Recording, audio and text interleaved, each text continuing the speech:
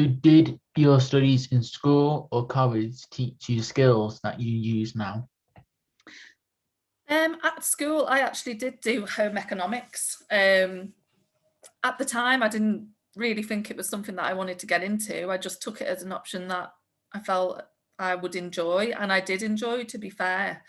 So yeah, absolutely helped. Even though I didn't go back to it for a long time, I think that definitely set me on the way and gave me a little bit of a bug for cooking at the time. So definitely, I would definitely agree with that.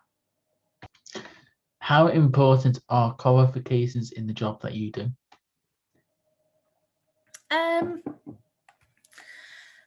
I think qualifications are important, full stop. I think it's good to get qualifications of sorts, whether that be GCSEs or A levels or whatever path a young person wants to take. I personally didn't do A levels or anything beyond GCSE.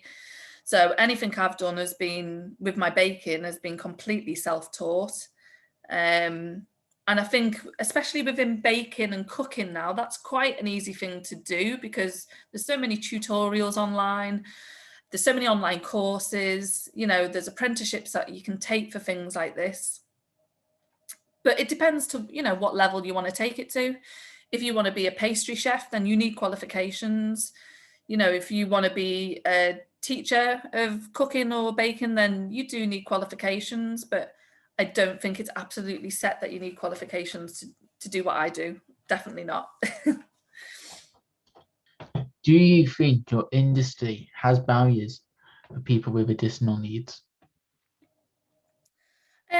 If I'm being completely honest, it probably does. It probably does. I mean, I, I've not come across any bakers who have reached out to me that do have special needs.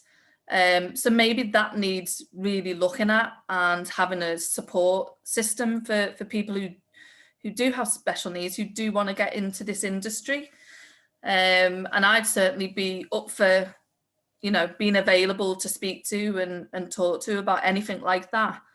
Um, so yeah, I think, with anything, I think there's always, room for improvement. And I'd definitely be wanting to get involved with that for sure. Do you believe if somebody's got a passion and an interest, it could be turned into to be able to make a profit out of it? Well, yeah, I think I am case in point. For me, it was just a bit of a passion and a hobby to begin with. And I managed to turn it into a business. So absolutely 100%.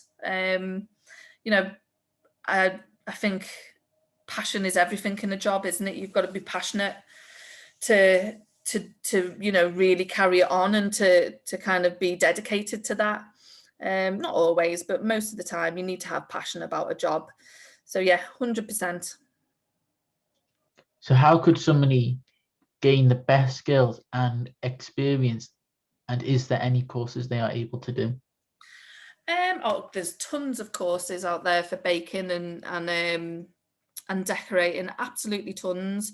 But I have to say, like, Instagram videos and YouTube videos are the best resource you could possibly have. And there's so many of them out there that you wouldn't need to pay for a course, or search for a course. Even if you just put in cake decorating tutorials or cake decorating tips into Instagram, Pinterest, Google, there is thousands upon thousands of videos out there that would like help you very easily. They list tools to use, they give you all the techniques, even down to recipes. The amount of blogs that you can get very easily on Google now to help you with cake decorating and recipes is unreal compared to what it was when I started out.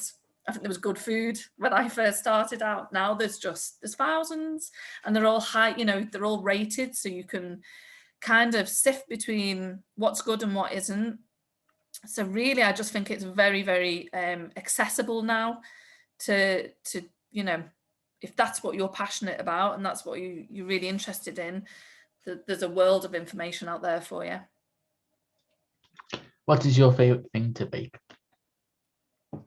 Oh, without a doubt, sticky toffee pudding. I absolutely love sticky toffee pudding. It's a classic dessert. It's so tasty.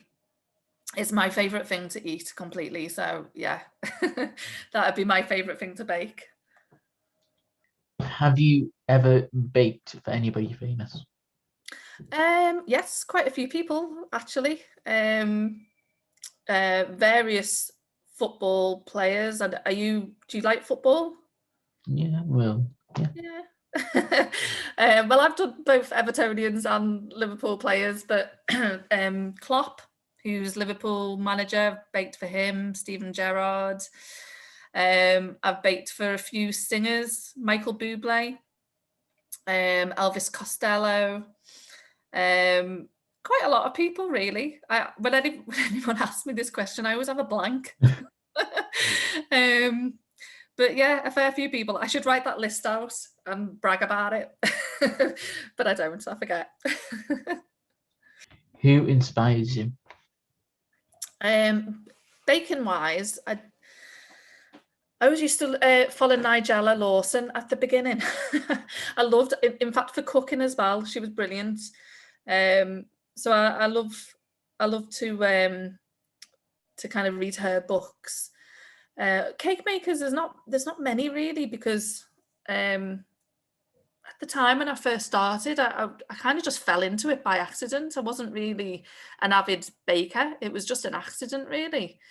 So my inspirations tend to come from other kind of people. So, I mean, my kids, my family inspires me. David Bowie, I absolutely love David Bowie.